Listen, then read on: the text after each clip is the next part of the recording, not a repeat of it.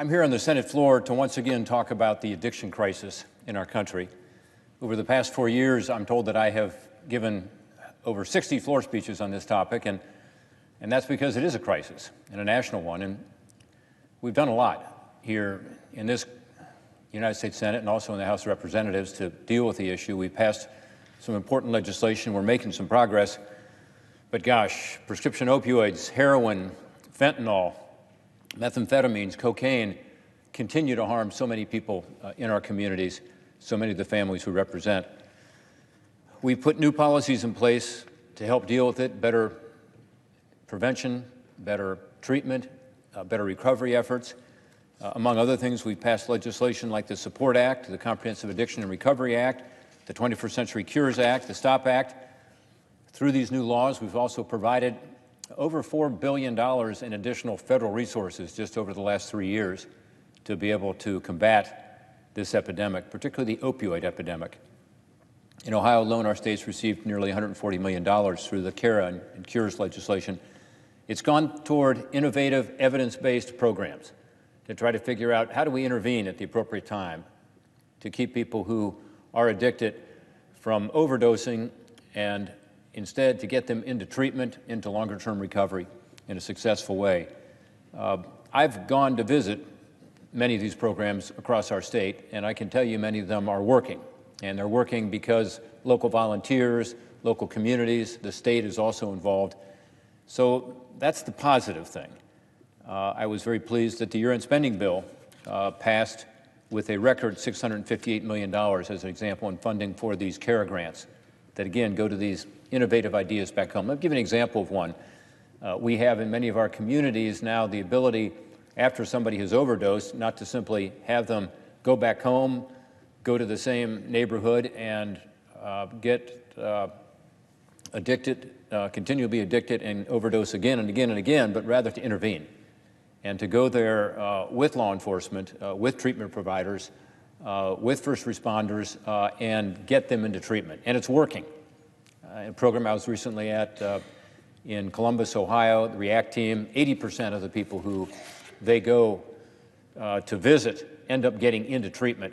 And the evidence is that not only are they getting into treatment, but because there is the ability to monitor that, they're also going into longer-term recovery programs. And it's helping to save lives.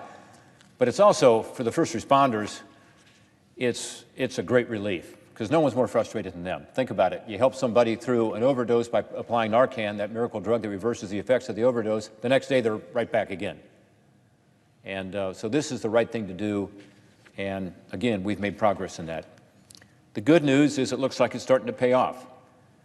After many, many years of increases in overdose deaths every single year, finally, we are making progress.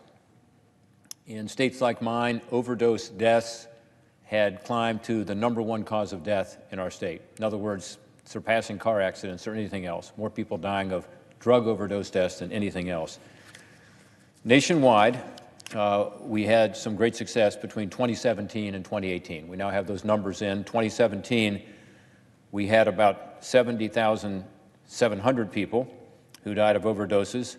In 2018, it went down to about 67,700. That's a decrease of 4%.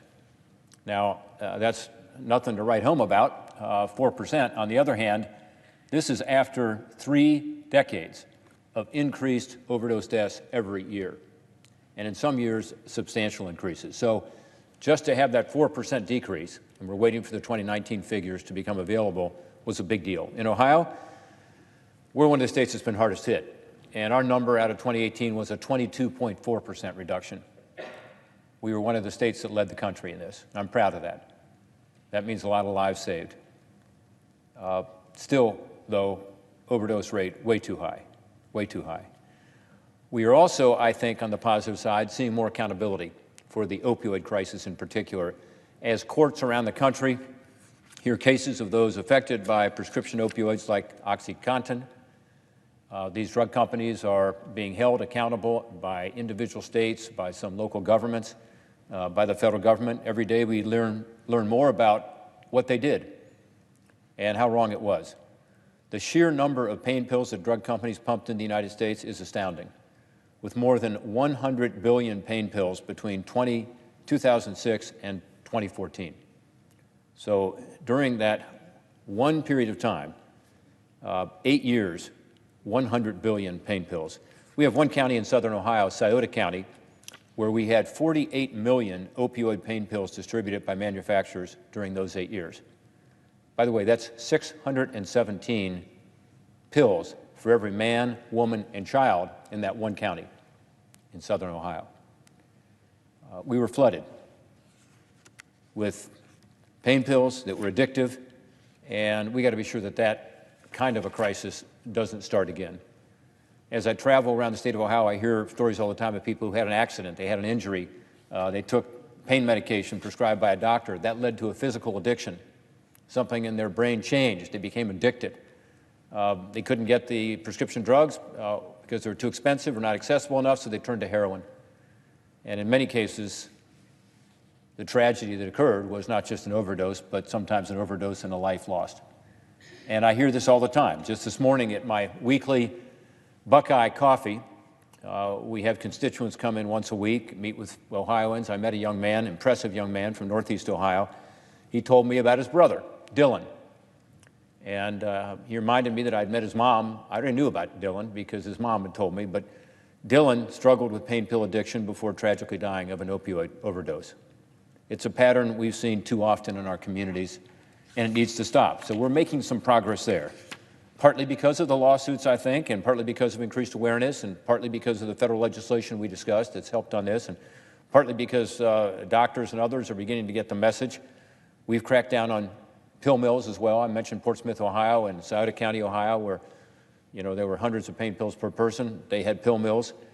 Because of all that, the number of prescription pain pills prescribed between 2013 and 2018 fell by more than 80 million, about a 33% decrease nationwide. So pushing back against this opioid flow that flourished for way too long here in the United States is helping, and that's a positive sign as well.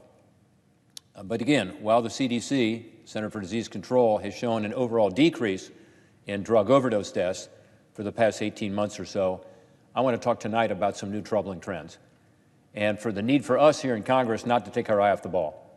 Because sometimes around here, you get a little progress, you think, okay, let's go on to the next thing. Unfortunately, that's not the way addiction works.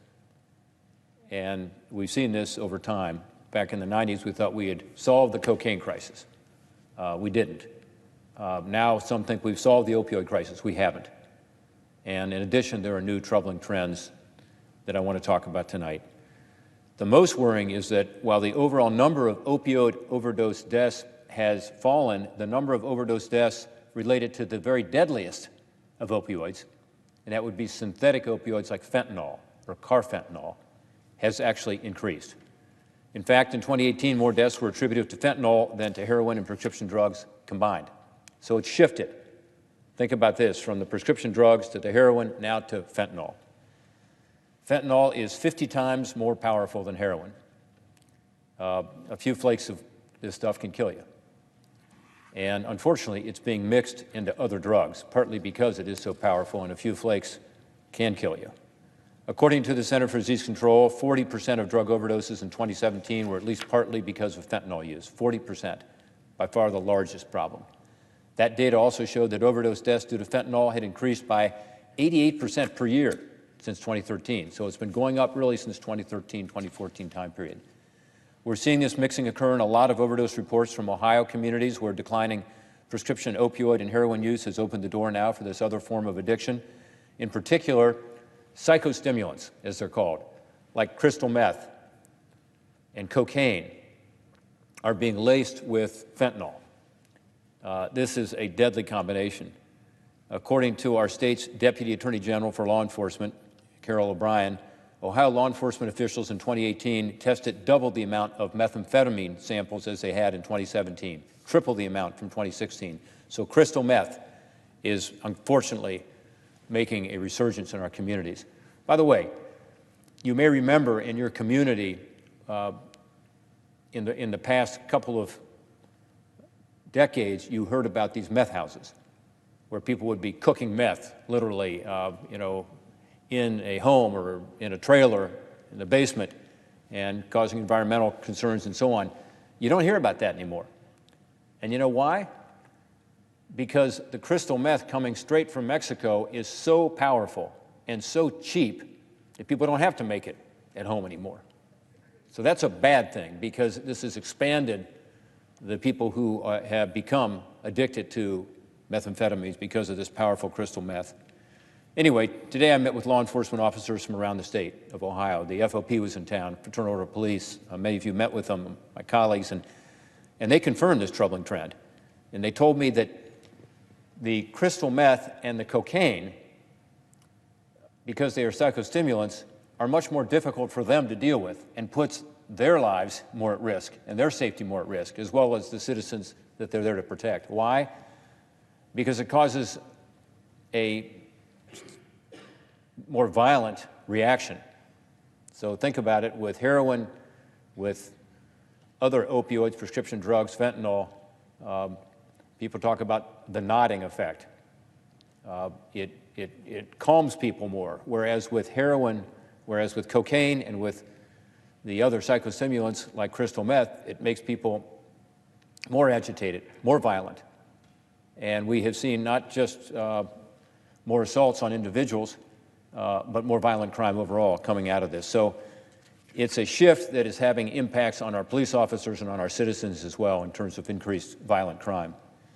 I'm really pleased to say that the legislation we passed in December, just about a month and a half ago, responded to this issue of the increase in meth and cocaine. And it's because it included our legislation called the Combating Meth and Cocaine Act. It's a really important bill. Basically what it says is, let's give local communities the flexibility to use the opioid grant money that I talked about earlier, that's increased over the last 3 or 4 years, for also to be used for psychostimulants. And I felt very strongly about this because I was hearing it back home. You know, thank you very much for your help on the opioid crisis. By the way, we've shifted now in our community. Opioids are not as big a deal, but we need the funding to also help us deal with the consequences of crystal meth or cocaine. So I thank my colleagues for passing that legislation. It's going to make a big difference, and we'll begin, I think, to see the ability now to address this new threat. The U.S. attorneys for the Northern and Southern District of Ohio have recently weighed in and told me what's going on in terms of this mixing of cocaine and crystal meth with fentanyl. They say that it is a crisis. Preliminary data from Cuyahoga County, which is Cleveland, Ohio, suggests that about 45% of the fatal overdoses in the county last year were associated with cocaine, much of that mixed with fentanyl. And that's twice the amount, by the way, of heroin overdoses over that same time period from the previous year, which shows how, again, the front lines of addiction have shifted, partly in response to our successes on the opioid front. We're hearing similar things in the Southern District of Ohio, where more than a third of overdose deaths are from cocaine and fentanyl, where they just had 10 overdose deaths from the combination of fentanyl and cocaine in the last several days. So I met with the Columbus, Ohio Police Chief, Tom Quinlan, on Friday in the middle of a spike there, a spike in overdose deaths that they've seen from this mixture. In the first 10 days of February, this month, Columbus, Ohio, Franklin County, had 28 overdose deaths involving some combination of fentanyl and cocaine. 28 in 10 days. I was actually in Columbus on Saturday, a day in which 5 people died from overdoses of this mixture of fentanyl and cocaine. So just yesterday, the Columbus police informed me that they seized in one drug bust over 200 grams of cocaine and nearly 2 kilograms of fentanyl. That's enough to kill about 1 million people. So again, we've made some progress on the opioid front, no question about it. We've made progress in terms of the prescription drug overprescribing. But unfortunately, my colleagues, this issue is not going away. And the more flexible funding we got in at the end of the year is important, and we'll begin to see that take effect here over the next several months. It's just being implemented now. But we've got to deal with it. The other thing we've got to deal with in terms of fentanyl is being sure that some evil scientist doesn't slightly change the molecular compound of fentanyl, making it an analog to fentanyl, and it's not illegal. You have to schedule a drug to make it illegal. And as we've seen an uptick in these fentanyl copycats, we have seen the reality that it's not just about fentanyl, it's also about carfentanil, it's also about other analogs. We had an 819% increase from just a year ago in Cleveland, as an example, with carfentanil deaths in 2019. So 2018 to 2019, an 819% increase. That's why DEA, the Drug Enforcement Administration, has made the right call in 2018 in temporarily making these fentanyl-related substances like carfentanil illegal to possess, transport, or manufacture. And thanks to that designation, our law enforcement officials have been better able to protect our communities by seizing and destroying this fentanyl-related substance because it is illegal. We had a real problem here in the last couple of months here in Congress because as of early this month, just last week, that scheduling of those analogs expired. And we almost had a situation where these drugs were going to become legal. Thank goodness at the last minute we stepped in and we provided a temporary extension. Otherwise, again, last week we would have had a real crisis. Unfortunately, the temporary extension, like so much stuff around here, was kind of kicking the can down the road. So in May of next year, just a year and a few months from now, again, it's going to expire. So I strongly urge my colleagues to join me, Senator Manchin, and others on both sides of the aisle in passing legislation that puts these analogs on the schedule, making them illegal permanently. It should be permanent. The legislation is called the Fight Fentanyl Act.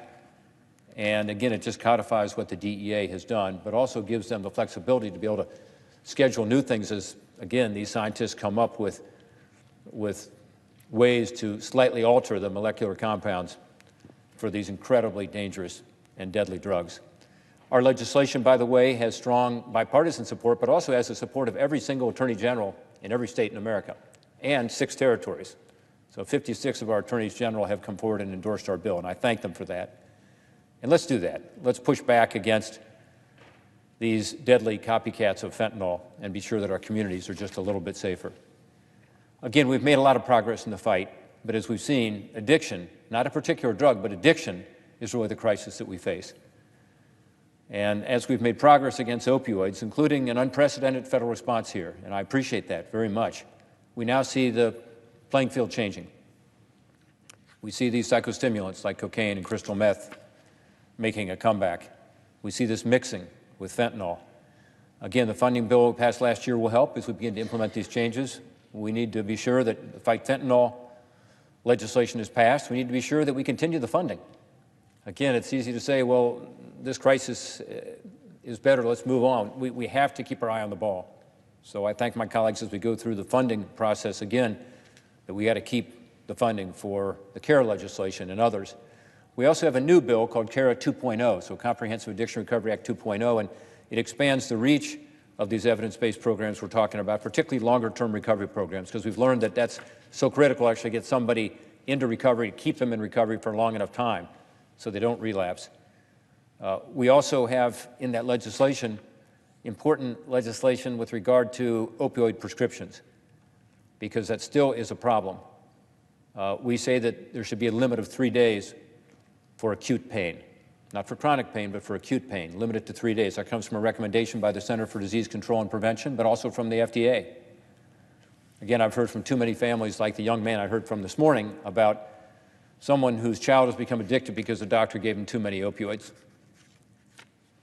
And by the way, I now know several families whose son or daughter was given opioids when he or she had a wisdom tooth removed, which apparently is one of the top 2 or 3 most common procedures in America. Dentists are still giving these kids opioids.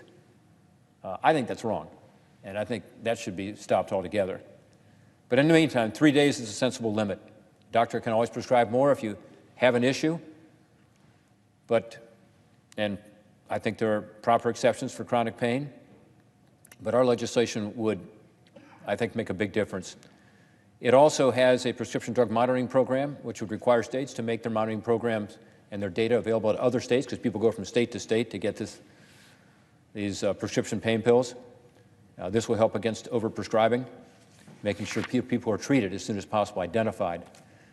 So I urge my colleagues who are not yet co-sponsors of any of these bills, the Fight Fentanyl bill, the CARE 2.0 bill, to help us, to join us in responding to this ever-evolving challenge we have, which again is not just an opioid problem, it's an addiction problem. Every state represented in this chamber is affected by this epidemic, and these two bills at least provide us an opportunity to continue to give law enforcement the tools they need and give our communities the help they need to be able to overcome this crisis. I yield back.